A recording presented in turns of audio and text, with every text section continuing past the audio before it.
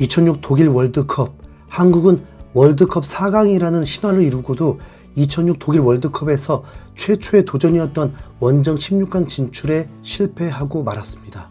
원정 첫 승에 세계 최강국 프랑스와 1대1로 비기고도 마지막 세 번째 경기 스위스와의 경기에서 팽팽한 흐름에 판정 논란을 일으키며 1승 1무 1패라는 호성적을 거두었지만 조 3위로 짐을 싸고 돌아와야 했습니다. 그 날을 기준으로 2달 전 경기도 광주시에서 한 남자아이가 울음을 터뜨리면서 세상 밖으로 나오게 되었습니다.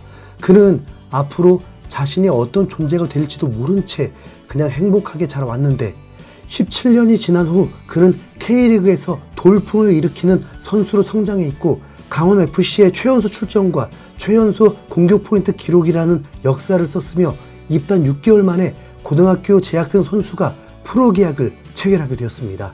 이는 한국 최초의 선수이기도 합니다. 그의 이름은 양민혁.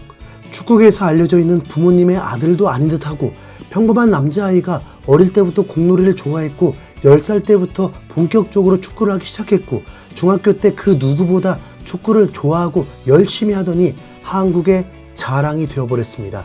172cm, 61kg. 이 정도 고등학생이라면 삼촌들과 경기하다가 뼈가 부러질까봐 걱정도 되는데 2024 K리그 19경기 출전 5골 3도움으로 본인이 목표한 공격 포인트를 이미 넘어섰고 MOM에도 선정되어 받고 주간 베스트 11에 4번이나 뽑혔습니다. 양민혁은 입단 6개월 동안 600만 원을 수령하다가 K리그 3개월 만에 프로 계약을 체결하면서 부모님께 효도하는 아들이 되었습니다. 강원FC 대표이사를 맡은 김병지 감독은 양민혁을 매우 높이 평가하면서 구단에게는 미래 가치가 300억이 될 수 있는 선수라고 극찬을 했습니다. 그런데 최근 KBS의 단독 보도로 더 엄청난 소식을 듣게 됩니다. 프리미어리그의 B클럽급 팀에서 양민혁을 영입하고 싶어 한다는 보도였습니다. 이 소식이 전해지자 축구 팬들은 난리가 났습니다. 그리고 어느 팀인지 추측이 난무하면서 첼시인 것 같다고 예상하고 있는 중입니다. 웨스트햄도 거론이 됐지만 김병지 대표가 직접 웨스트햄은 B클럽이 아니라고 한 만큼 런던 소속 팀 중에는 첼시, 아스날, 토트넘밖에 없다 보니 첼시가 현실적으로 가장 유력하다고 판단한 것입니다. 제발 제2의 손흥민이 되어다오. 한국 축구의 미래 든든하다. 가거든 돌아올 생각하지 마라. 신체 밸런스, 센스, 배짱 다 가지고 있다. 손흥민, 황희찬, 양현준, 양민혁, 강원도 기우는 진짜다. 이런 선수도 국가대표가 될 수 없는 대한민국의 현실. 아시안게임 금메달은 양민혁이 해주겠네 등등 수많은 댓글들이 양민혁을 극찬하고 있고 기대하고 있습니다.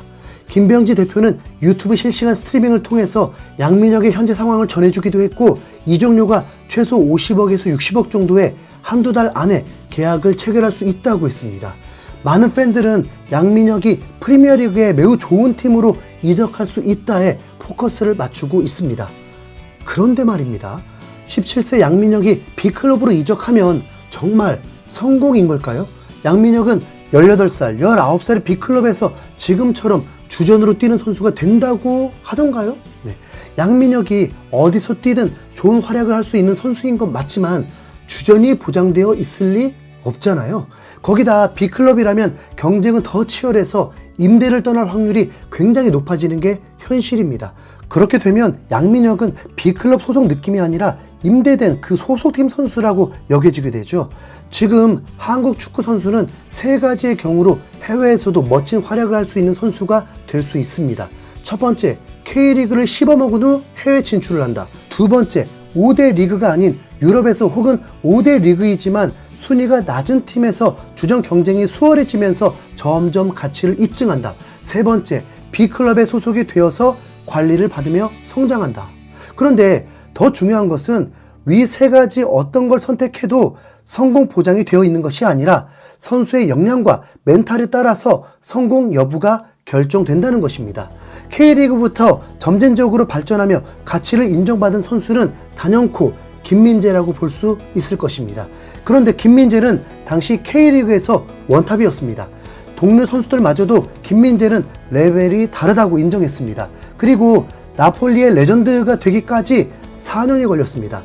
그리고 미드필더에 이재성을 뽑을 수 있는데 이재성은 K리그 MVP 출신으로 최고의 미드필더였고 현재도 국가대표 주전입니다. K리그까지 평정한 것은 맞는데 그 다음은 분데스리가 진출이고 주전이지만 그 팀이 명문팀이라고 불리진 않습니다. 양민혁을 데뷔 3개월 만에 스타로 만든 인물은 윤정환 감독입니다. 윤정환 감독이 양민혁을 믿고 출전시켰고 고등학생이라서 체력적인 부분에서도 한계가 올 줄 알았는데 오히려 더 발전하고 있고 습득력이 매우 빠르다고 극찬을 하면서 본인도 고등학교 때 알려진 선수이긴 하지만 프로에서 양민혁처럼은 절대로 할 수 없을 것 같다고 고백하기도 했습니다. 전 경기 거의 풀타임입니다. 하지만 3개월 동안 잘했다고 해서 리그를 평정했다고 평가하진 않습니다. 계속 기대할 수 있는 선수 정도가 맞지 않을까요? 아시아에서 프로리그를 거쳐 곧바로 B클럽 주전을 한 선수는 존재하지가 않습니다. 그럼 두 번째 경우를 얘기해야겠죠. 한국 슈퍼스타들은 대부분 두 번째 경우를 거치고 있고 일본은 아예 시스템화되어 있습니다. 자국의 프로리그를 거치진 않았지만 유망주로서 해외 진출을 하고 실력을 인정받으면서 이적할 때마다 주전이 되는 선수. 한국에는 단연코 손흥민이 있죠. 손흥민은 양민혁 지금 나이보다 한 살 어릴 때 함부르크의 러브콜로 영어, 독일어 한마디 하지 못하는 고등학생이 꿈을 쫓아 떠나게 되었습니다. 가난했고 차별까지 당하면서 정말 많이 힘들었다고 10년 뒤에서야 고백을 했습니다. 손흥민은 18살에 분데스리가에서 정식으로 데뷔전을 치렀고 약 5년 동안 분데스리가에서 활약했고 리버풀의 러브콜을 뿌리치고 토트넘을 택하면서 지금의 월드클래스가 될 수 있었습니다. 박지성은 J리그에서 팀을 우승을 시켰고 월드컵에서 가치를 입증한 후에 네덜란드 리그에서 입지를 다진 후 약 5년이라는 시간을 거친 후에 맨유에 입성하고 맨유 현지 팬들에게 물어봐도 박지성은 맨유의 레전드라고 불리고 있습니다. 이 길만이 성공의 길이라고 하는 건 아닙니다. 선배들이 그렇게 성공했으니 그것만이 성공이라는 것 절대 아닙니다. 양민혁이 새로운 길을 개척하면 얼마나 좋겠습니까? 예를 들어서 B클럽에 이적해서 단 1년 유럽 무대 임대 생활 거친 후에 바로 19살, 20살에 B클럽 주전이 된다. 혹시 그게 가능할 것 같다고 판단하는 분 계신가요? 양민혁의 3개월 동안의 대활약은 분명 더 성장할 수 있는 나이이기 때문에 앞으로 더 기대할 수 있습니다. 그런데 성장하기 위해서는 양민혁이 실전 경험을 쌓는 게 가장 중요합니다. 좋은 팀에서 훈련만 하고 있는 선수와 비록 팀의 퀄리티는 떨어져도 경기를 뛰고 있는 건 하늘과 땅 차이입니다. 이강인은 발렌시아 소속인 것만으로는 국가대표로 부를 수 없었습니다. 이승우는 FIFA 징계로 3년 동안을 실전 경기를 뛸 수 없게 되면서 폼이 죽게 되는 안타까운 상황을 겪게 되었습니다. 만약 이승우가 그 기간이 없었다면 K리그에서 활약하는 이승우를 절대 볼 리는 없었을 것입니다. 양민혁에게 가장 중요한 건 어디에서든 지금처럼 경기를 뛰면서 활약을 하는 것이 가장 중요할 것입니다. 그나저나 저는 양민혁을 보면서 한 가지 그의 장점을 눈여겨보게 되었는데 바로 양민혁의 수비 가담과 태클 시도입니다. 양민혁의 히트맨만 봐도 전방위적인 움직임입니다. 한국 국가대표에서는 현재 공격수 주전 경쟁이 너무 치열해서 웬만한 커리어 선수들은 엄두도 못 내고 있습니다.